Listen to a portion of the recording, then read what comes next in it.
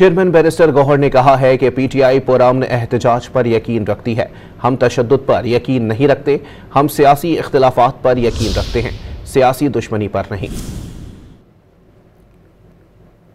पाकिस्तान तहरीक इंसाफ एक political party है। पाकिस्तान तहरीक इंसाफ पुरअमन तरीके एहतजाज पे बिलीव करती है। हमने जब जब कॉल दी है रैली के लिए, जलसे के लिए और एहतजाज के लिए, तो हमेशा से पुरअमन रहा है। खान साहब ने जब भी ये सोचा है और उनको खबर आई है कि मेरे जो वर्कर है उन पे तशद्दुद हो सकता है, खान साहब ने रैली कॉल अप की है।